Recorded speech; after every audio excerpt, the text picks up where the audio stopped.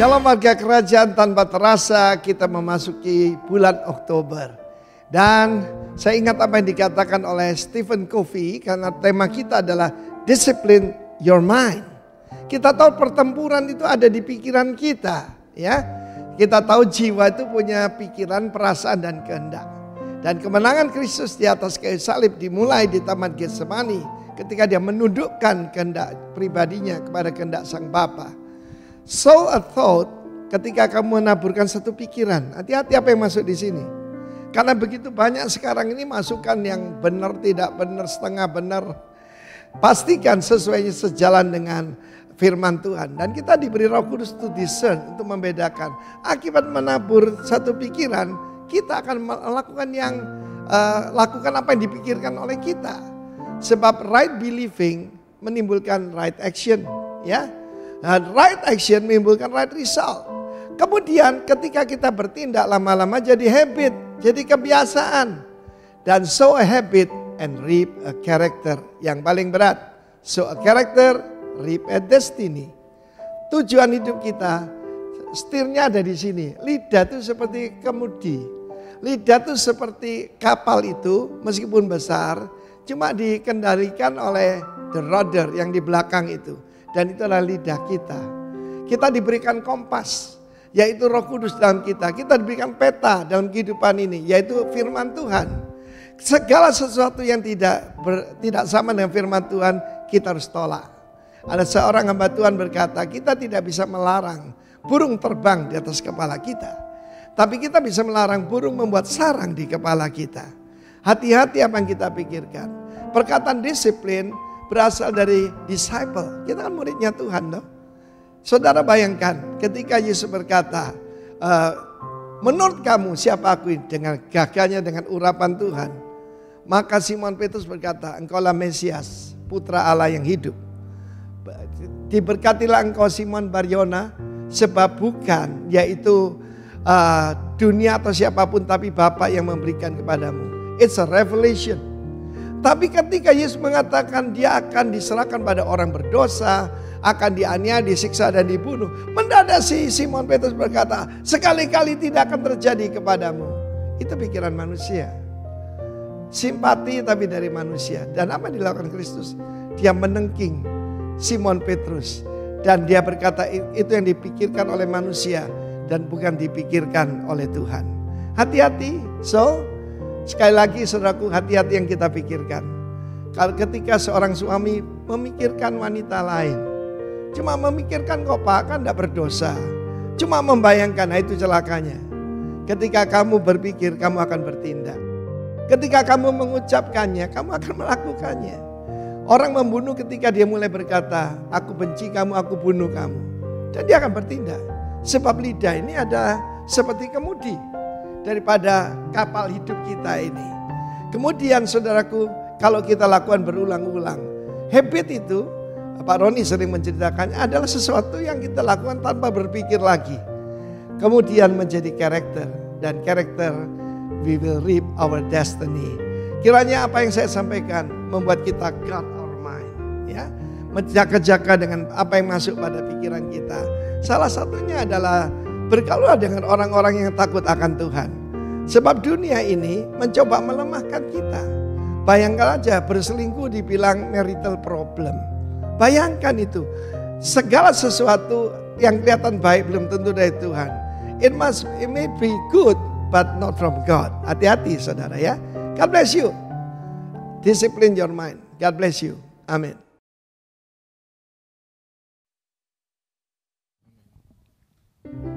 Shalom, selamat pagi. Shalom. Seluruh warga kerajaan yang dikasihi Tuhan, pagi hari ini kita boleh menerima kasih dan kuasa Tuhan. Kuasanya nyata sempurna dalam seluruh kehidupan kita.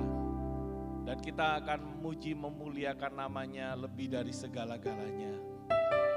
Haleluya Jesus.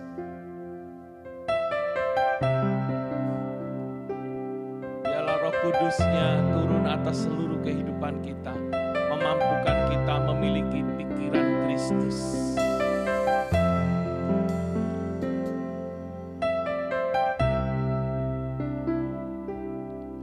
Yesus Tuhan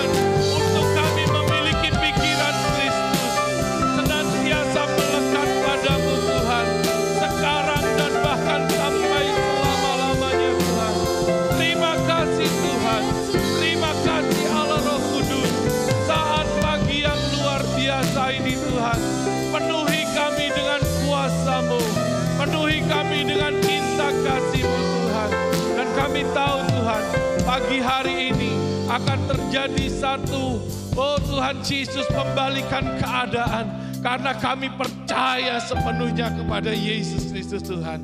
Yang takut akan berani Tuhan. Yang dalam masalah akan terlepas dari setiap masalah.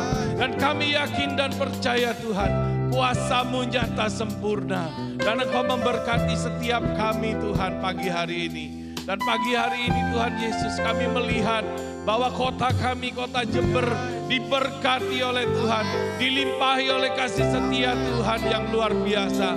Bahkan seluruh pemimpin-pemimpin kami, Engkau urapi dengan kuasa-Mu, Engkau urapi dengan berkat-Mu Tuhan. Dan kami yakin dan percaya Tuhan, seluruh pemimpin kami akan membawa setiap kami untuk semakin mengenal kepada Yesus Kristus Tuhan. Kami memberkati Pastor Timotius Arifin beserta istri Tuhan.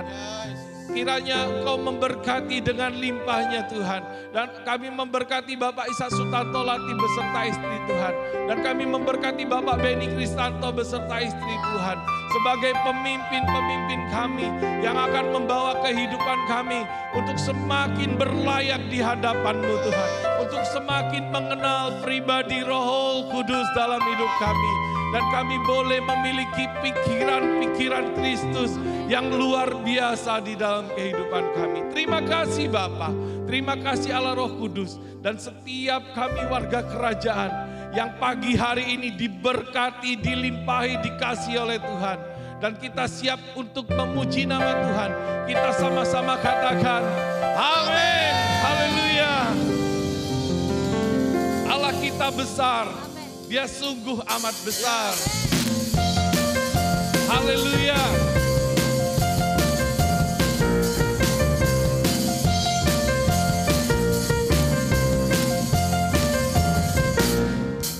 Allah kita besar. Dia sungguh amat besar. Dia miliki kuasa besar. Dia besar.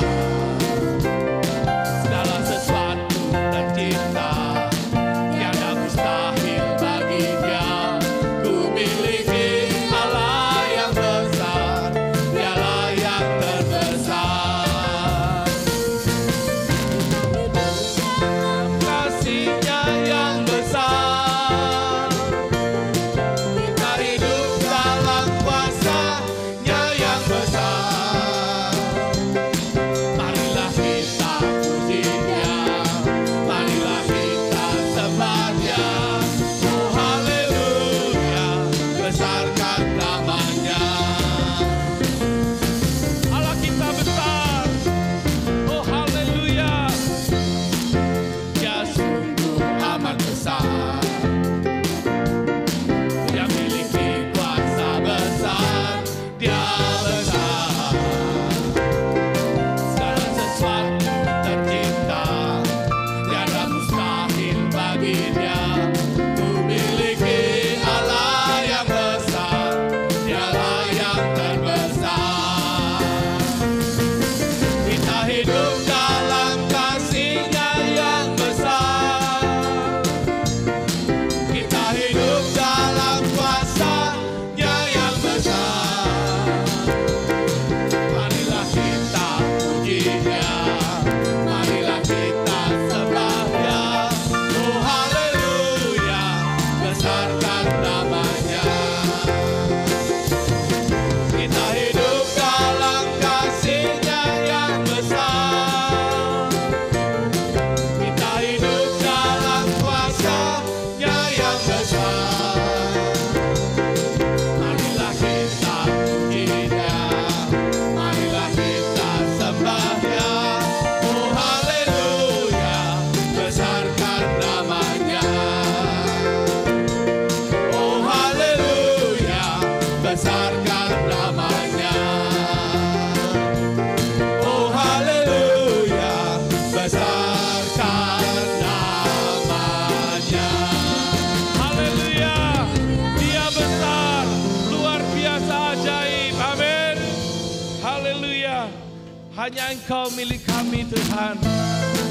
Haleluya. Jesus Tuhan. Luar biasa Kau.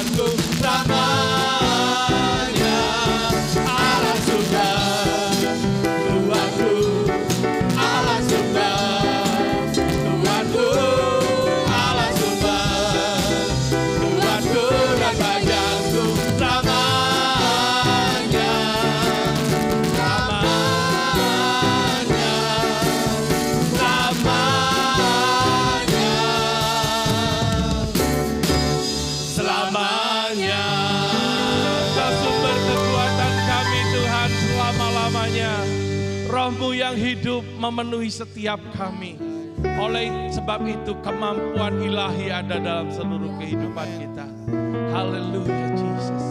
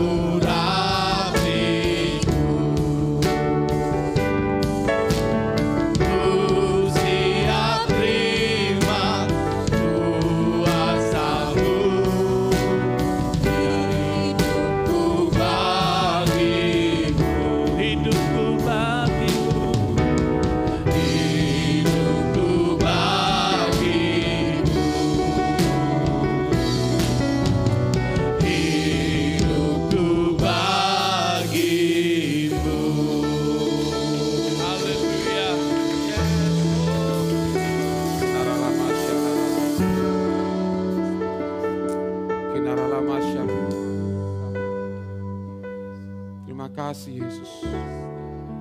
Ini hidup kami. Ketika kami menyerahkan hidup kami ke dalam tangan Tuhan. Kami percaya Tuhan yang mengambil alih seluruh hidup kami. Untuk kami terus dibawa sesuai dengan kehendak dan rencana Tuhan.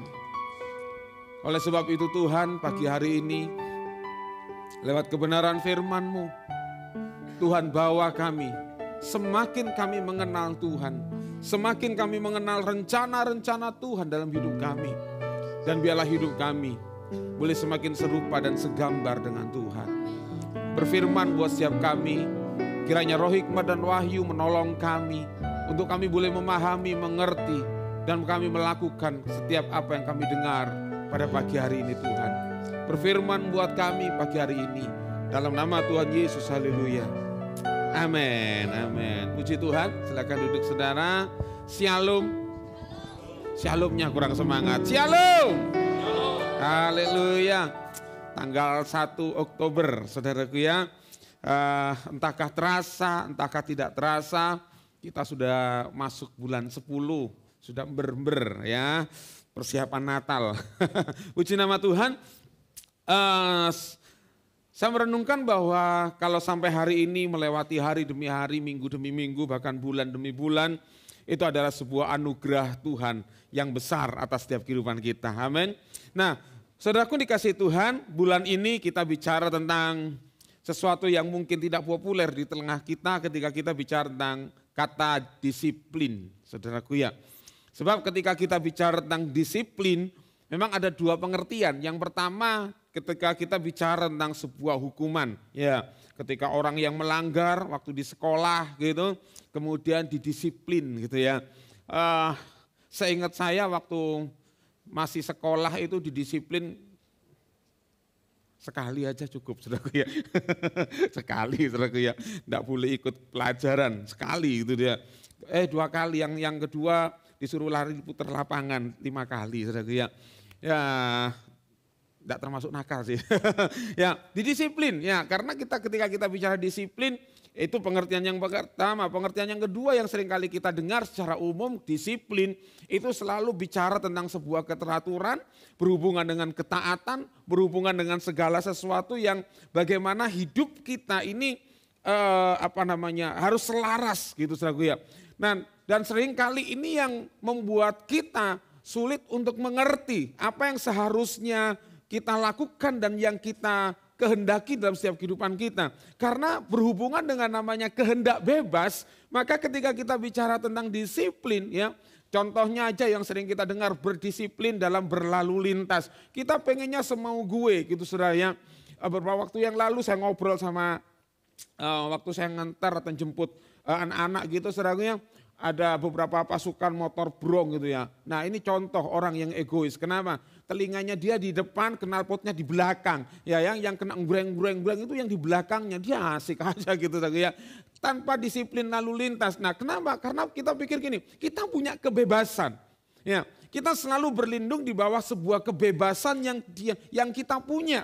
Bahkan ketika kita bicara HAM, hak asasi manusia, itu bicara tentang sebuah kebebasan yang kita bisa lakukan apa aja. Nah, pagi hari ini ketika kita bicara tentang disiplin pikiran, saudara, itu bicara bahwa kita harus bisa menertibkan apa yang ada dalam pikiran kita.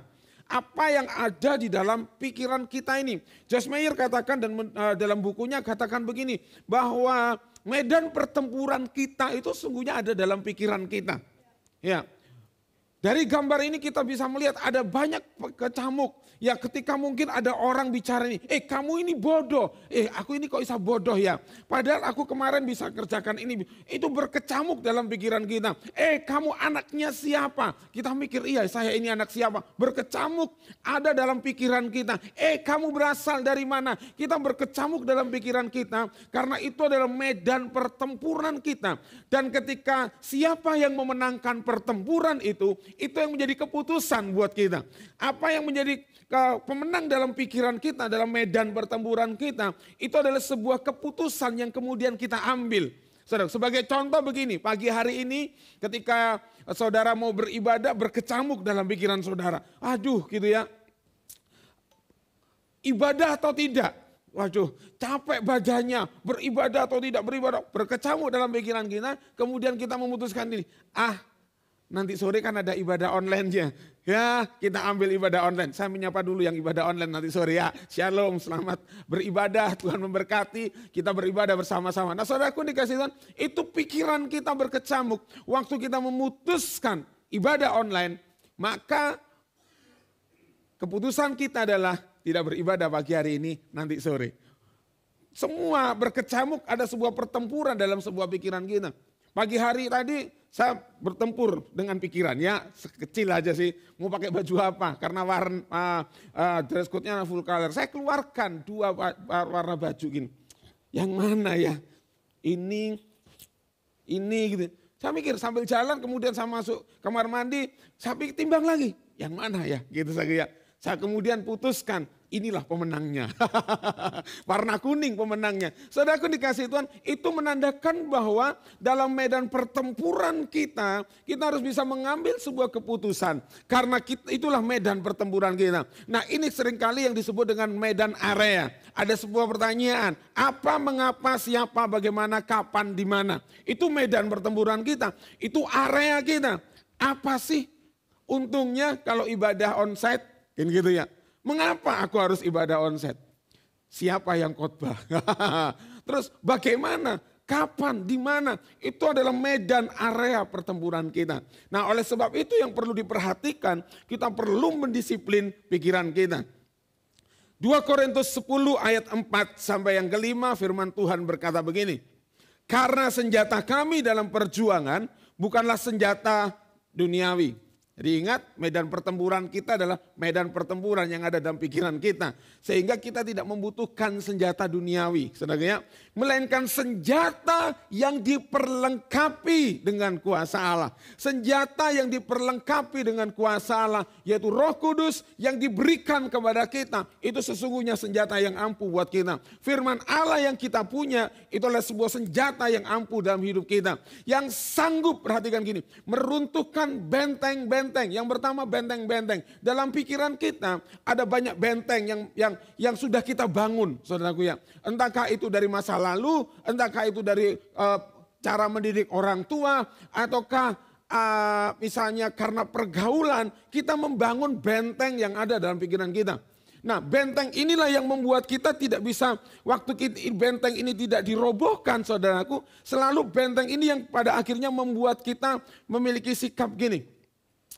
Depend atau bertahan. Sebagai contoh misalnya begini.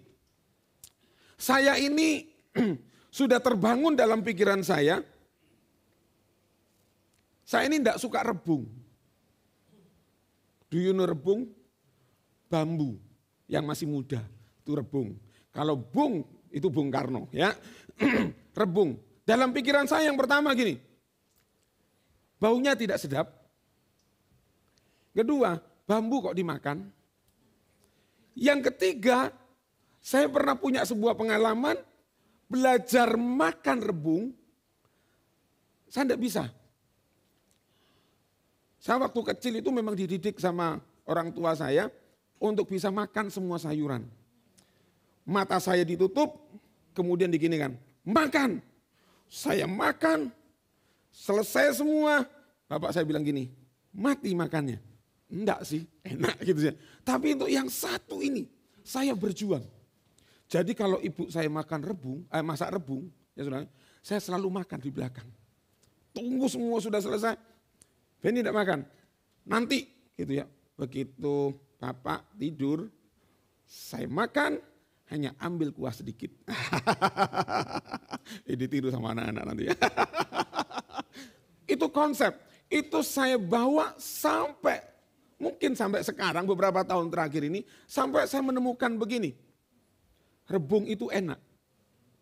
Kalau dibuat lumpia. Ya. Saya mulai menyukai. Tapi khusus dibuat lumpia. Jadi yang benteng dalam pikiran saya rebung itu tidak enak. Waktu saya makan lumpia Semarang yang isinya rebung saudaraku. Waduh gitu ya. Enaknya bukan main. Sehingga sampai sekarang kalau saya beli lumpia, saya tanya isinya apa? Rebung, saya mau. Kenapa? Karena benteng yang ada dalam pikiran saya. Yang pertama, rebung itu tidak enak, rebung itu dari bambu. Yang kenapa bambu dimakan, itu mulai runtuh, saya mulai belajar makan. Nah ini banyak bicara dalam kehidupan kita. Apa yang membangun benteng hidup kita? Misalnya begini, kita sudah mulai pelajaran lah, kalau kita belajar pelajaran yang sekarang misalnya. Matematika itu sulit. Itu kita bangun. Sehingga waktu kita bertemu dengan mata pelajaran matematika, kita berangkat sekolah gini. Aduh matematika, dihitung 3 jam lagi, lama banget. Tapi coba mereka yang punya kekuatan di bidang matematika. Wih, matematika itu seperti main game katanya gitu ya. Ponakan saya bilang, itu seperti main game, menyenangkan. Kenapa? Karena ada sebuah benteng dalam pikiran kita bahwa matematika itu sulit.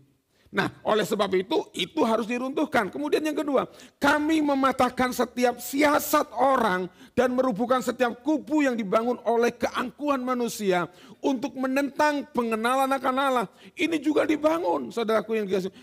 Ketidakpercayaan akan Tuhan karena dibangun dari sini. Siasat yang dibangun untuk keangkuhan hidup manusia. Dibangun itu, Tuhan itu masa ada sih? Apa untungnya kalau beribadah? Apa untungnya kalau rajin baca Alkitab? Kita mulai bangun dan kemudian kita mulai banding-bandingkan dengan yang lain. Kemudian itu yang kemudian mulai berkembang dalam pikiran kita. Sehingga kita sulit untuk membangun pengenalan akan Allah. Makanya kemudian Rasul Paulus menuliskan ini kepada jemaat yang ada di Korintus. Kami menawan segala pikiran dan menaklukkannya kepada Kristus. Ditaklukkan. Jadi sekalipun kita punya kehendak bebas, tapi kita punya kehendak yang ini, yaitu menaklukkan pikiran kita. Ya, ditaklukkan pikiran kita di mana?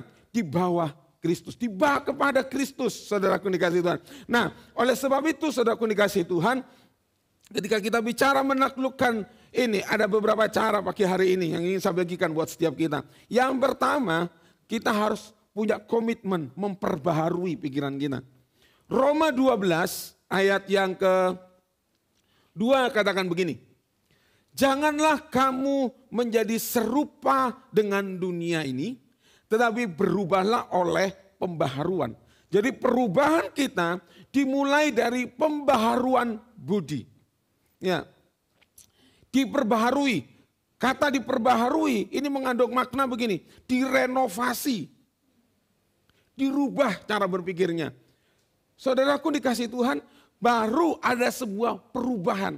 Cara berpikir kita harus diperbaharui. Makanya kemudian gini, sehingga kamu dapat membedakan manakah kehendak Allah, apa yang baik, yang berkenan kepada Allah, dan yang sempurna.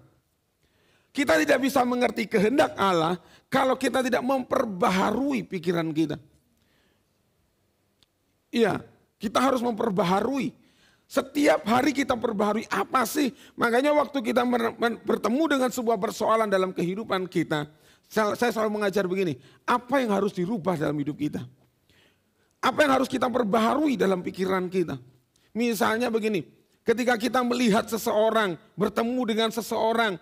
Wah, orang itu kok bisik-bisik ya, itu pasti ngerasani. Kan gitu saja. Secara manusia kita bisa berpikir, kita berasumsi banyak hal dalam kehidupan kita. Namun waktu kita belajar memperbaharui dalam setiap pikiran kita, maka kita sedang belajar mengubah hidup kita.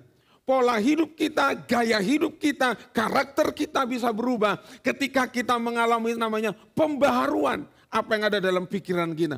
Karena tadi Pak Arifin sudah sampaikan, pembaharuan budi, waktu kita mengalami pengenalan itu yang akan merubah kita menjadi sebuah gaya hidup, dan gaya hidup menjadi sebuah karakter dalam hidup kita. Saudaraku dikasih Tuhan, itu yang harus kita camkan dalam kehidupan kita. Mazmur 119 ayat 92 katakan begini. Sekiranya Tauratmu tidak menjadi kegemaranku, maka aku telah binasa dalam sengsaraku.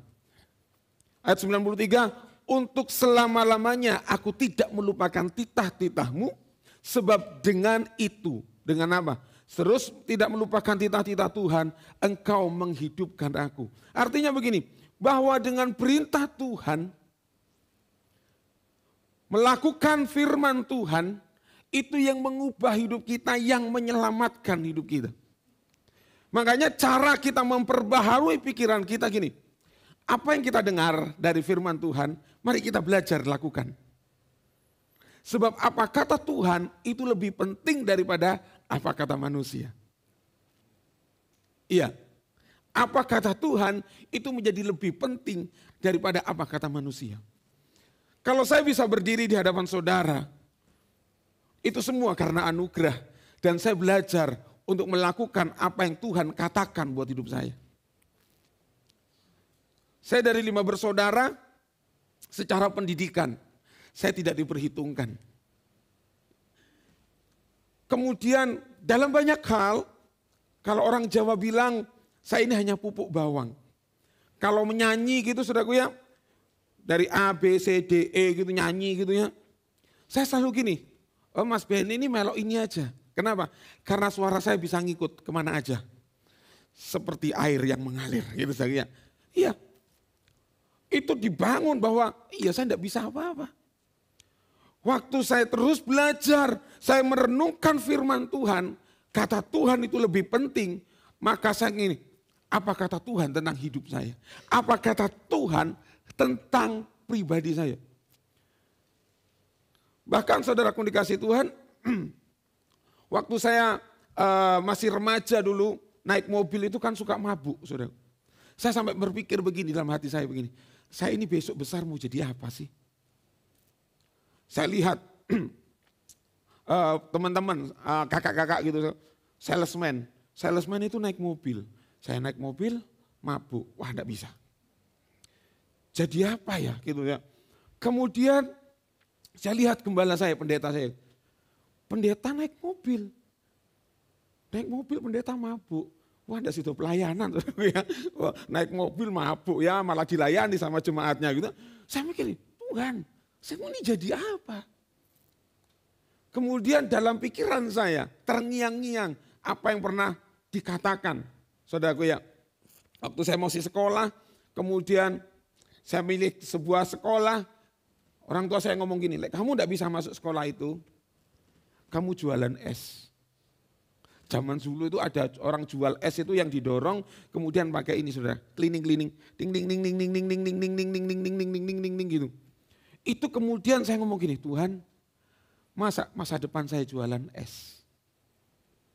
Saya berdoa sama Tuhan. Saya masukkan Tuhan, apa kata Tuhan tentang hidup saya. Saya masukkan terus, saya coba setiap perkataan-perkataan yang itu tadi, yang menyerang yang ada dalam pikiran ini, saya mulai basuh dengan firman Tuhan. Kemudian saya, enggak, saya anak Tuhan, saya anak Raja, saya punya masa depan yang lebih baik. Saya ganti, saya mulai berjuang di dalamnya dengan apa? Perjuangan yang saya lakukan bukan karena saya bisa, tapi karena saya tahu gini, apa kata Tuhan tentang hidup saya. Saya mulai belajar banyak hal, karena saya tahu ada pribadi Tuhan yang besar dalam hidup saya pasti bisa. Jadi bukan karena kekuatan saya, tapi karena kekuatan Tuhan yang terus menolong saya untuk saya bisa sampai hari ini. Sehingga saya terus berjuang karena saya gini, apa kata Tuhan itu jadi lebih penting untuk saya lakukan daripada apa kata manusia. Itu jadi lebih penting. Sebab itu saudaraku dikasih Tuhan, pembaharuan budi sangat penting untuk mengubah kehidupan kita. Firman Tuhan harus mendasari dalam hidup kita untuk kita melakukan apa yang harus kita lakukan sesuai dengan firman Tuhan. Jadi, apa yang saudara dengar, coba lakukan. Gampang, enggak, susah iya. Tapi bukan berarti tidak bisa. Kenapa? Karena bergantung dari firman Tuhan yang ada dalam hidup kita, yang kita mau belajar untuk kita lakukan. Yang kedua, saudaraku dikasih Tuhan, melatih. Artinya begini, berpikir seperti Kristus berpikir. Wow. Hendaklah kamu dalam hidupmu bersama menaruh pikiran dan perasaan yang terdapat juga dalam Kristus Yesus. Wow, saudara dikasih Tuhan. Dalam kehidupan bersama, kita harus menaruh pikiran dan perasaan yang terdapat juga dalam Kristus Yesus. Kita harus melatih pikiran kita seperti Kristus berpikir tentang orang lain. Apa yang Yesus rasakan ketika Yesus berada di tengah-tengah orang berdosa. Ada beban ilahi di dalamnya. Waktu Yesus bicara kepada Sakius, turun, aku mau makan di rumahmu. Karena ada sebuah beban ilahi untuk dia gini, bahwa Sakius pun sekalipun dimusuhi banyak orang, dia adalah orang yang berharga. Sehingga dia pada waktu dia makan bersama-sama dengan orang berdosa, orang-orang Farisi dan ahli-ahli Taurat ngomong gini. Katanya dia Tuhan, katanya dia guru. Tapi kenapa dia makan bersama-sama dengan orang berdosa? Tidakkah dia tahu dia makan bersama dengan siapa? Yesus ngomong begini. Bukan orang sakit yang perlu bukan orang sehat yang perlu tabib, tapi orang yang sakit.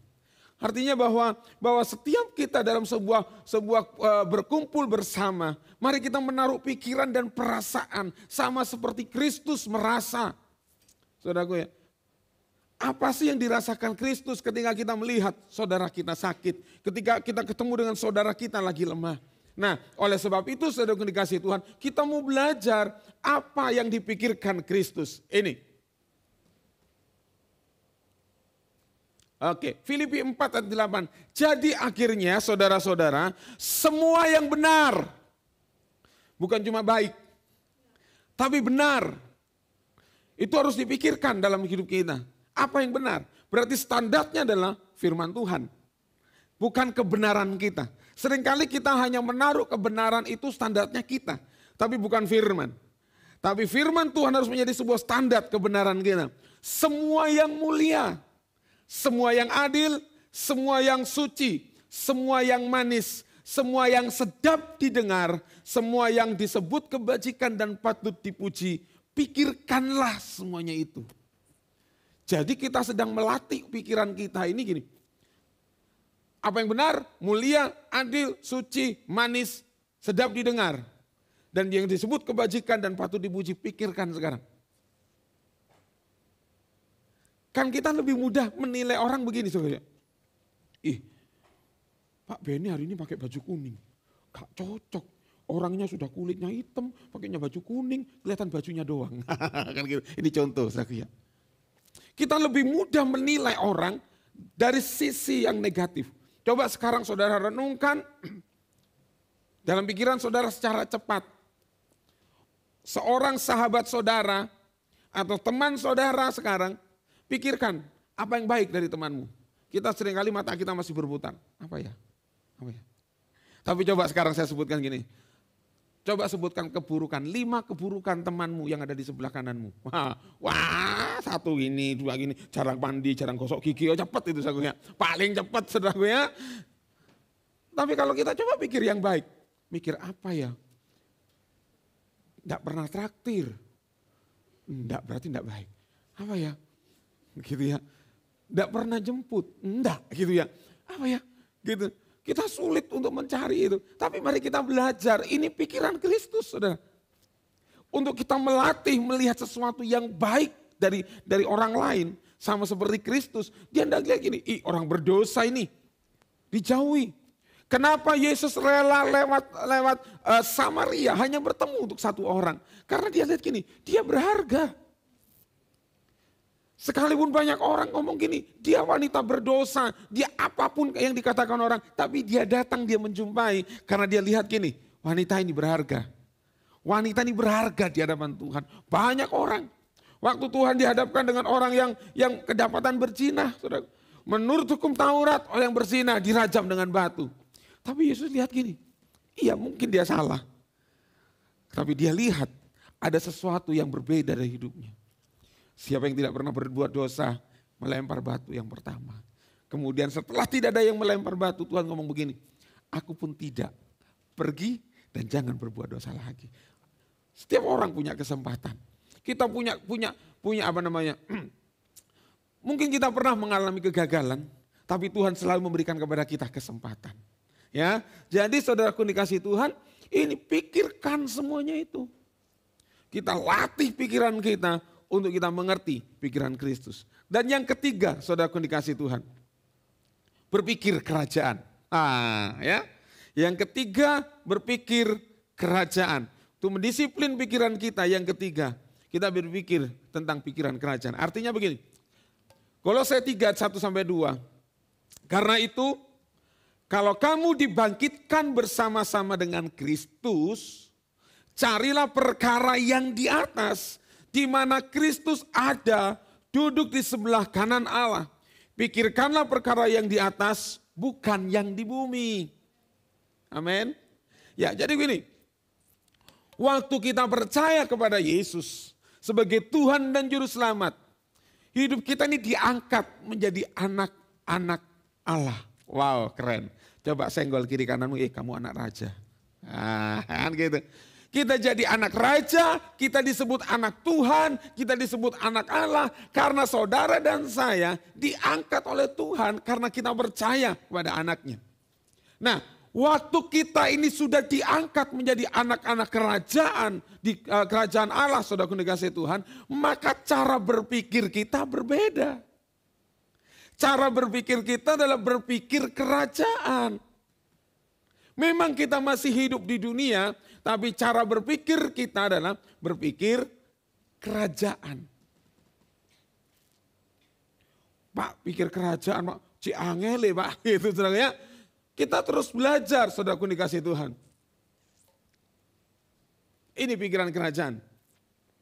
Ya, ini ada gambar sedikit ya. Kita selalu menilai orang. Gitu ya. Ini makanya saudara, kalau saudara lihat di televisi, saya bersyukur sudah 6 bulan tidak nonton TV. Karena saya pakai parabola, receivernya sudah tidak bisa nangkep banyak, saudara, ya sudahlah, tidak nonton TV gitu ya. Infotainment, gosip, itu paling laku, saudara. Bisa, kita bisa cari-cari banyak hal gitu saja. Tapi ini cara pikir kerajaan ini adalah ini.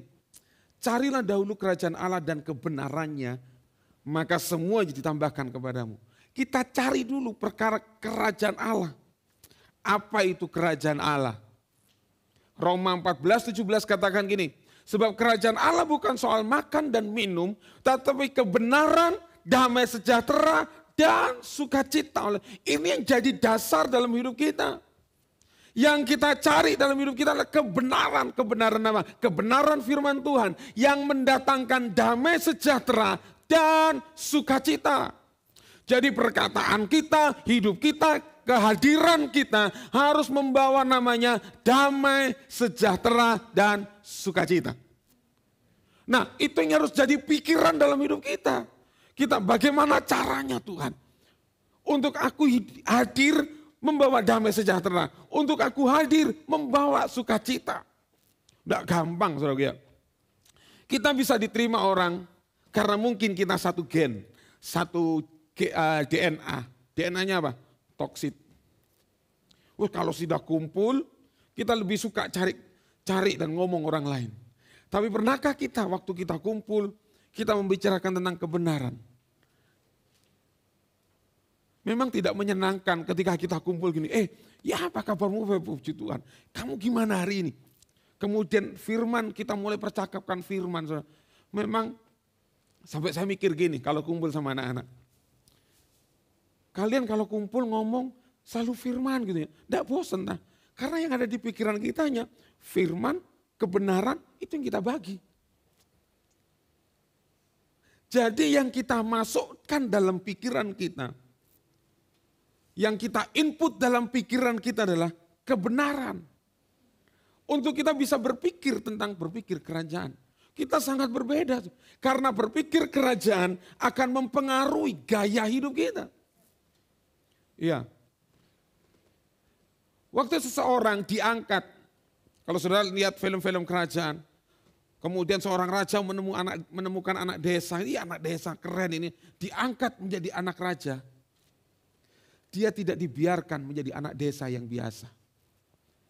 Tapi dia panggil, alih-alih bahasa, alih-alih apapun dipanggil untuk dididik menjadi anak kerajaan. Saya teringat dengan kisah Esther. Sebelum dia diangkat jadi ratu, dia orang biasa. Seorang buangan, waktu dia dipersiapkan, ada orang khusus yang mempersiapkan bagaimana cara berpakaian, bagaimana cara jalan. Jalan aja diatur. Ratu. Nggak ono ratu melakukan gini. Nggak ada saudara. Ratu. Jalannya gini. Katanya orang Jawa seperti macan lui. Enggak siap. Ngomongnya, ketawanya beda saudara. Gitu ya. Beda saudara, semua diatur untuk menunjukkan bahwa gini loh, ini kerajaan, ini ratu, ini anak-anak kerajaan. Beda. Karena apa? Karena dengan semua gaya itu, saudara, itu menunjukkan representasi dari kerajaan itu. Waktu Salomo didatangi oleh Ratu Seba, karena dia tertarik. Ada apa gini ya? Kok Salomo begitu terkenal? Saudaraku, Salomo pamer, ini loh pelayan-pelayanku semua ditunjukkan. Dan Ratu Seba terkagum-kagum gini. Ternyata cara pelayanan di kerajaan yang Salomo pimpin sangat berbeda. Jadi dia sangat terkagum karena apa yang sudah ditunjukkan. Apa yang dilakukan, apa yang dikerjakan. Jadi sikap, gaya menunjukkan, merepresentasikan siapa kerajaannya. Nah, jadi saudaraku dikasih Tuhan, kalau saudara dan saya adalah perwakilan-perwakilan kerajaan Allah, maka hidup kita harus merepresentasikan gaya hidup kerajaan. Makanya cara berpikirnya adalah berpikir kerajaan. Apa yang benar? Damai sejahtera sukacita oleh Roh Kudus. Nah, mungkin kita berpikir begini. Pak, sulit sekali Pak. Kita harus punya mindset karena kita bicara tentang pikiran. Sebab kamu telah mati dan hidupmu tersembunyi bersama dengan Kristus di dalam Allah. Jadi kita harus punya sebuah pemikiran gini, saya ini sesungguhnya sudah mati. Orang mati tidak bisa berbuat apa-apa. Orang mati ya pasrah, mau diejek, mau diolok, mau ditagih hutang, dia cuma diam gini. Gitu. Wih gondol, buta, menang ya. Gitu ya. Gendut dia diam. Mati. Ya. Jadi kamu telah mati dan hidupmu tersembunyi bersama dengan Kristus di dalam Allah. Jadi sesungguhnya kita yang mati tapi hidup bersama dengan Kristus tersembunyi di dalam Allah. Ayat yang keempat, apabila Kristus yang adalah hidup kita. Jadi waktu kita menyadari bahwa kita manusia lama kita sudah mati dan sekarang yang ada dalam hidup kita adalah Kristus yang adalah hidup kita. Akan menyatakan diri kelak, kamu pun akan menyatakan dia bersama-sama dengan dia dalam kemuliaannya. Karena itu, kemudian ada semua komitmen di sini. Matikanlah dalam dirimu segala sesuatu yang duniawi. Dimatikan, caranya begitu. Ini tahu ini. Bukan dikompromikan, bukan di-pause. Sebentar ya, pause. Karena sewaktu-waktu pause itu bisa di-play. Play, jalan lagi ya. Matikanlah dalam dirimu segala sesuatu yang duniawi, yaitu percabulan, kenajisan, hawa nafsu, nafsu jahat, dan juga keserakahan yang sama dengan penyembahan berhala. Semuanya itu mendatangkan murka Allah atas orang-orang durhaka. Jadi saudaraku dikasih Tuhan, kita harus menyadari gini, saya ini yang harusnya mati. Tapi kalau sekarang hidup, itu karena anugerah, maka segala yang duniawi, itu harus dimatikan. Itu cara berpikir kerajaan. Dimatikan. Oleh sebab itu saudaraku dikasih Tuhan, cara berpikir kerajaan inilah yang kemudian kita akan membentuk gaya hidup kita. Kita perlu mendisiplin sekarang pikiran kita. Didisiplin. Ya. Kata disiplin ya itu mengandung arti gini, kita harus menaklukkan, mengembangkan, melatih dengan sebuah kesadaran bahwa ini harus berubah. Ini harus mengalami perubahan. Kesadaran inilah yang membuat kita bisa mendisiplin pikiran kita. Iya. Sebab kalau kita tidak punya kesadaran itu, maka kita tidak punya kesadaran untuk apa? Mendisiplin pikiran kita. Jadi saudaraku dikasih Tuhan, ketika kita bicara tentang mendisiplin pikiran kita, kita perlu menyadari, yang perlu disadari yang pertama adalah gini. Pikiran adalah medan pertempuran kita. Kalau sekarang ada sebuah pertanyaan, kalau pikiran kita adalah medan pertempuran dan siapa pemenangnya itu akan menentukan langkah kita atau apa yang kita perbuat dalam hidup kita. Skornya berapa-berapa, menang yang mana gitu saja, yang benar atau yang salah. Skornya berapa kalau main sepak bola? 1-0, 2-0, 2-2, 5-0, 10-0, waduh berat saudara ya. Oleh sebab itu ketika kita menyadari bahwa pikiran ini terlalu liar, maka kita perlu mendisiplin pikiran kita. Ditertibkan pikiran kita. Untuk pikiran ini selaras dengan pikiran Tuhan. Ada banyak benteng yang dibangun dalam pikiran kita. Cara mendidik yang salah. Kita tidak bisa kemudian menyalahkan orang tua kita. Oh Pak, saya ini dididik seperti ini sama orang tua. Waktu saya mengerti kebenaran ya ini Pak. Ya, tapi kita harus mengerti bahwa pengenalan kita akan Tuhan harus mengalami sebuah pertumbuhan. Dan waktu kita tahu ini, benteng-benteng ini yang menghalangi untuk kita mengenal Tuhan, ini harus dirobohkan. Maka kita harus punya komitmen, kita harus punya keseriusan untuk kita merobohkan setiap benteng itu. Berat saudara. Saya sendiri belajar. Ada banyak yang saya bangun dalam pikiran saya. Ketika saya menyadari itu kemudian tidak baik ini. Ini harus diruntuhkan, harus dirobohkan. Itu yang kemudian mengubah banyak hal dalam hidup saya. Ada banyak siasat-siasat yang kita bangun, rancangan-rancangan, asumsi-asumsi yang sering penuh dengan pikiran yang ada dalam pikiran kita. Itu sekarang kita harus punya sebuah komitmen, kita harus mendisiplin pikiran kita. Ada 3 cara mendisiplin pikiran kita. Yang pertama, kita harus memperbaharui. Artinya begini, sesuatu yang lama harus diperbaharui. Sesuatu yang rusak harus diperbaharui, dibuang. Diganti dengan yang baru, diperbaharui. Karena itu ada menjadi sebuah dasar dalam hidup kita. Komitmen kita, cara berpikir kita diperbaharui. Dan yang kedua, saudaraku dikasihi Tuhan, kita harus berpikir seperti Kristus berpikir. Itu kita melatih pikiran kita. Apa sih yang baik? Kita harus berpikir, terus kita latih dalam pikiran kita. Dan yang ketiga, berpikir kerajaan.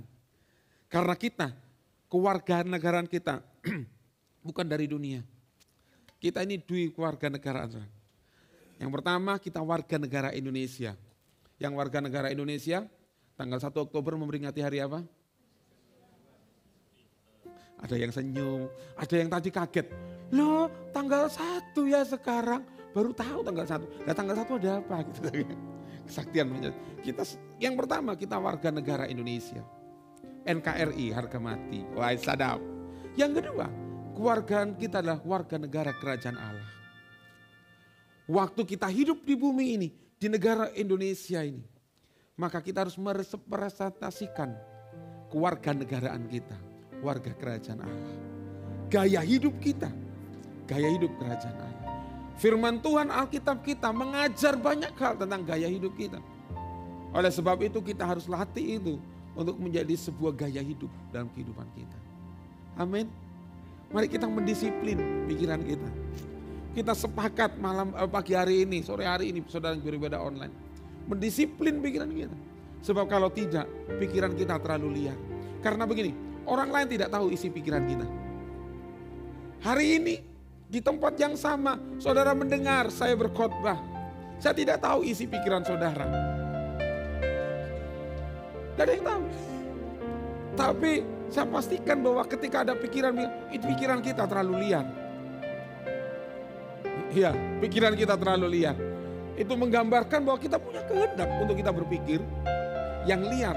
Tapi kita punya keputusan atau punya kehendak untuk mendisiplin pikiran kita. Keputusan ada dalam tangan kita untuk mendisiplin pikiran kita. Oleh sebab itu saudaraku dikasihi Tuhan, mari kita mau belajar mendisiplin pikiran kita supaya kita memiliki pikiran Kristus.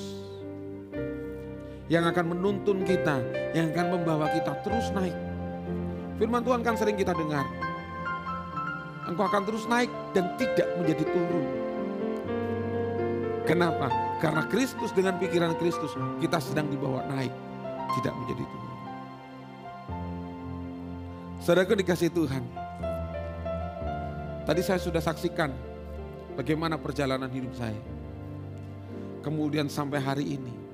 Karena saya terus berpikir gini, apa kata Tuhan?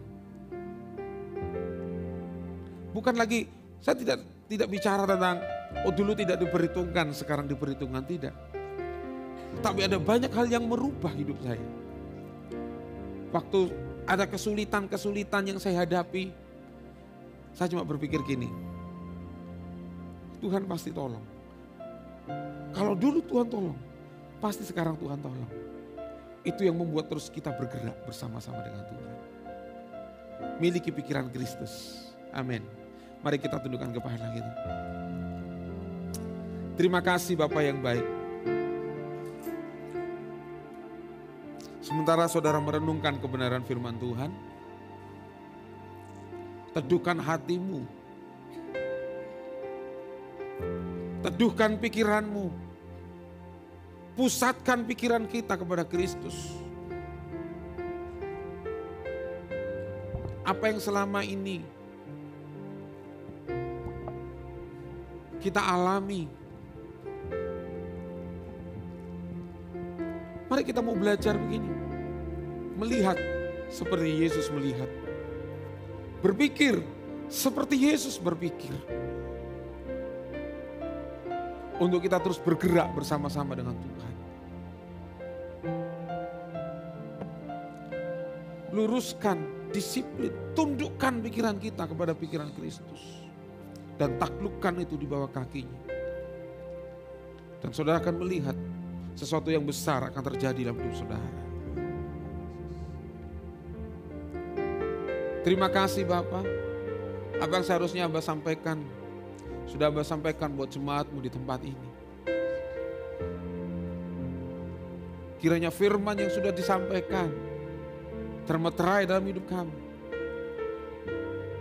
Dan terlebih lagi Tuhan, ajar kami untuk kami boleh melakukan kebenaran firman-Mu.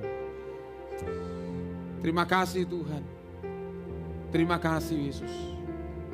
Dan biarlah kekuatan daripada Tuhan menolong dan memampukan kami. Dalam nama Tuhan Yesus. Haleluya. Amin. Kita akan masuk dalam perjamuan kudus. Bagi Bapak Ibu Saudara yang sudah dibaptis secara Islam, yang belum menerima roti dan anggur, saudara bisa mengangkat tangan, nanti saudara akan dilayani. Kalau sudah, saudara bisa bangkit berdiri. Bagi Bapak Ibu Saudara yang beribadah di rumah, saudara bisa mempersiapkan roti dan anggur, air putih untuk pengganti anggur. Terima kasih Tuhan, kami mengucap syukur buat pagi hari ini. Kalau kami akan masuk dalam sakramen perjamuan kudus, layakkan kami untuk menerima roti dan anggur yang adalah lambang daripada tubuh Tuhan. Dan Engkau yang mengurapi, memberkati roti dan anggur yang biasa ini Tuhan. Sebab di dalamnya kami menaruh iman dan pengharapan. Kami bersekutu dengan tubuh dan darah-Mu. Terima kasih Bapa. Layakkan kami, sucikan kami, tahirkan kami. Kami masuk perjamuan kudus pagi hari ini. Amin. Mari kita angkat roti di tangan kanan kita. Roti ini adalah lambang daripada tubuh Tuhan yang dipecah-pecahkan dalam hidup ini.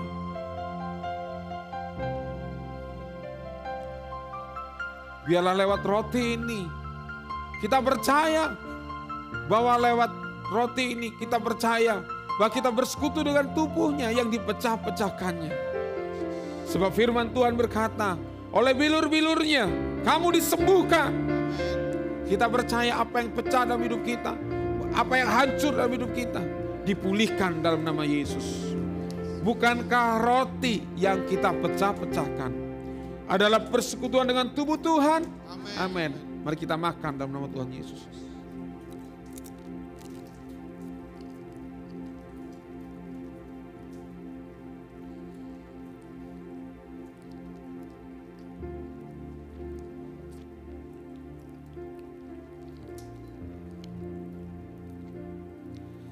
Mari kita angkat cawan di tangan kanan kita. Cawan ini adalah lambang dari darah tubuh Tuhan. Darah Tuhan yang dicurahkan bagi kita. Darah ini lambang juga dari materai yang dimeteraikannya bagi kita. Lewat darahnya dia yang membasuh kita, menyucikan kita. Kita percaya pagi hari ini lewat darahnya, pikiran kita dibasuh. Pikiran kotor, pikiran najis, pikiran jahat disucikan, dikuduskan oleh darah Kristus. Percaya bahwa darahnya membasuh hidup kita. Bukan kacauan pengucapan syukur, yang atasnya kita ucapkan syukur adalah persekutuan dengan darah Tuhan. Mari kita minum dalam nama Tuhan Yesus. Letakkan cawan di bangku saudara. Buka dua tanganmu di hadapan Tuhan dan bersyukur kepada Tuhan. Kinararama kaya sadararama. Terima kasih Yesus, ku bersyukur. Anugerah-Mu besar, Yesus. Terima kasih. Haleluya.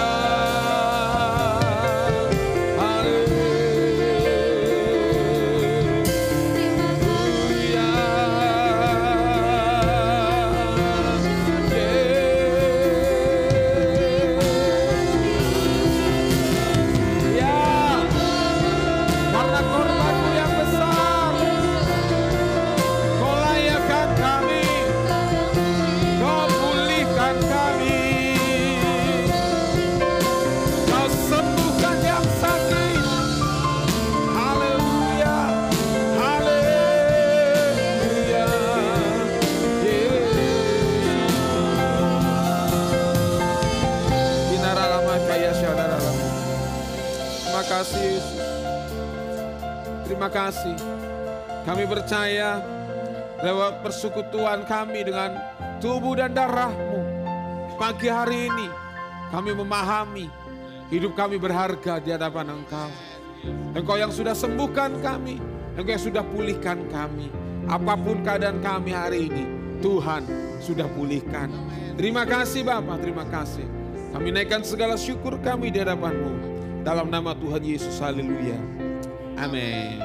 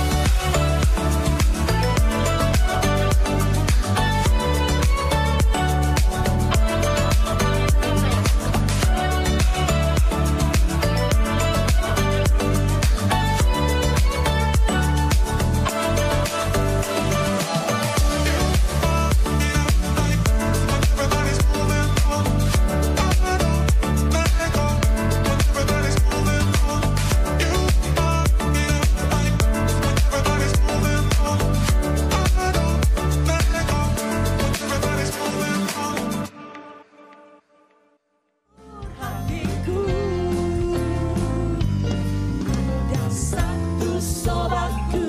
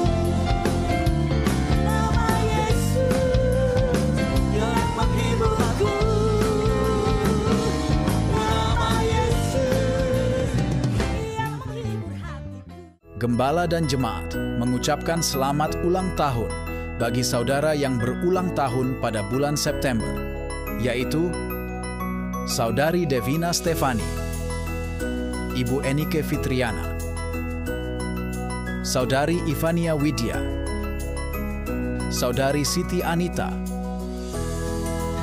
Saudara Reno Rivaldi, dan Saudari Agnes Nisriandi.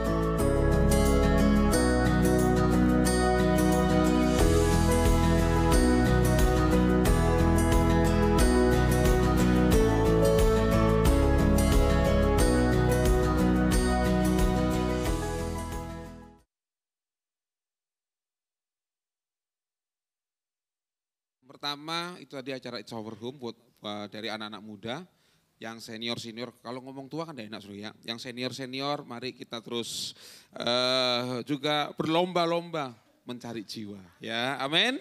Yang senior amin. Ya nanti kalau repot ya ngomong senior ini pikirannya yang 65 tahun ke atas gitu ya. Gitu ya. Jadi kita semua boleh sama-sama mencari jiwa, memenangkan jiwa. Kemudian mumpung saya belum lupa saudara, jadi di luar itu ada buku tentang Kingdom Family, ya terbatas hanya 5 eksemplar saudara. Kita mau belajar bagaimana cara mendidik menjadi keluarga, menjadi orang tua, menjadi anak. Kemudian setelah itu dan lain sebagainya, di situ dijelaskan tentang bagaimana Kingdom Family. Ya bagaimana keluarga kerajaan itu kita bangun. Harganya Rp65.000, saudara bisa mendapatkan di luar, nanti juga bisa menghubungi Bapak Adi Chandra. Jumlahnya tidak banyak, hanya 5 eksemplar.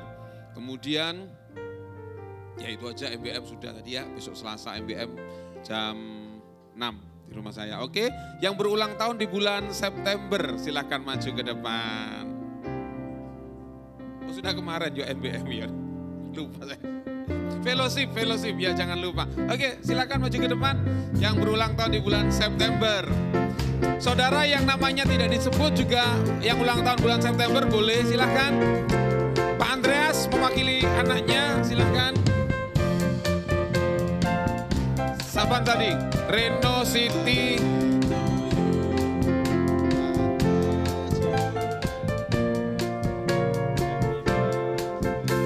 Sudah. Ada, sama lagi. Marvel, sudah pernah ulang tahun ya Marvel ya. Oke, sudah September, tidak ada lagi. September, ya semua bagian berdiri. Dokter Servi, Bu Servi, ulang bulan apa Bu? Enggak ulang tahun Bu. Oke, yang lain, oke semua bangkit berdiri. Yuk kita angkat tangan kita berdoa buat keluarga kita yang Tuhan anugerahkan dengan usia yang luar biasa. Terima kasih. Hamba-Mu bersama dengan seluruh jemaat Tuhan berdoa memberkati keluarga kami yang sudah Tuhan tambahkan usianya Tuhan 1 tahun. Kami percaya ini adalah sebuah kesempatan buat setiap kami untuk kami terus mengenal Tuhan, kami bertumbuh di dalam Tuhan. Dan terlebih lagi kami terus menikmati anugerah Tuhan, berkat-berkat Tuhan yang terbaik. Abang berdoa memberkati mereka semua Tuhan, dengan kekuatan Tuhan, dengan kesehatan, dengan hikmat yang daripada Tuhan. Dan langkah-langkah mereka disertai oleh Tuhan. Dan apa yang dibuat tangan mereka Tuhan yang membuatnya berhasil. Bahkan apa yang tidak pernah mereka pikirkan, yang pernah mereka timbul dalam hati, Tuhan sediakan dalam setiap kehidupan mereka. Dan kami percaya kalau sampai di sini Tuhan menolong, kami percaya di tahun-tahun yang akan datang Tuhan yang menolong, Tuhan yang menyertai perjalanan hidup mereka. Kami lepaskan berkat ini dalam berkat anugerah dari Allah Bapa, Putra, dan Roh Kudus. Amin. Selamat ulang tahun. Titip buat anaknya. Selamat ulang tahun. Happy birthday. Happy birthday. Happy birthday. Boleh saling salam-salaman yang ulang tahun. Happy birthday sayangku.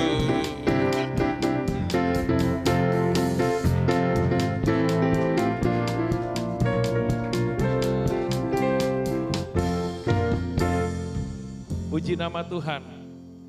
Gembala dan seluruh jemaat mengucapkan selamat datang kepada Bapak Ibu Saudara sekalian yang baru pertama kali beribadah di tempat ini. Kepada Saudari Yindri, Saudari Erna, dan Saudari Agra, kami undang untuk bangkit berdiri supaya kami boleh mengenal lagi menjadi bagian dari keluarga kerajaan.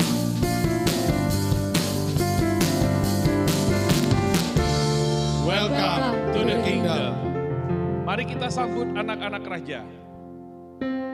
Anak raja, aku anak raja, aku anak raja, aku anak raja, aku anak raja, aku anak raja.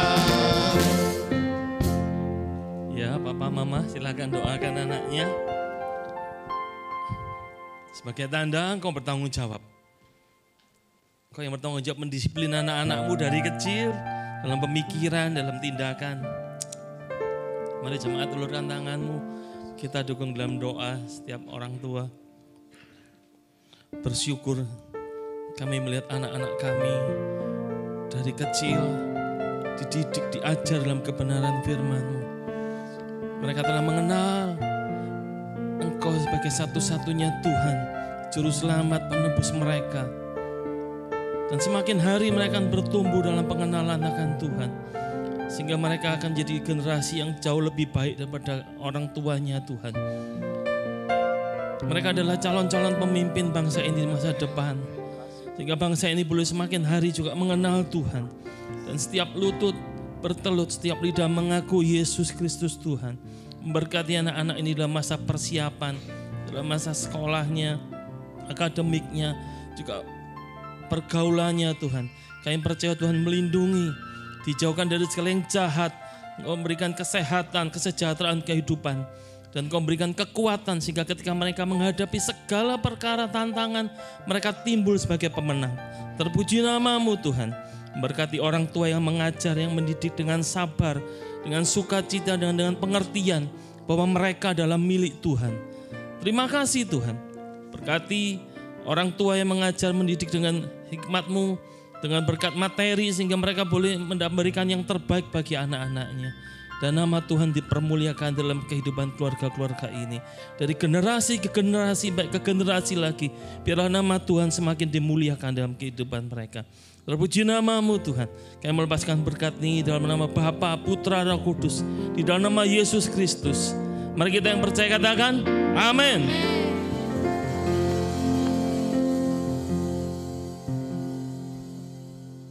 Mari kita akhiri ibadah kita pagi hari ini.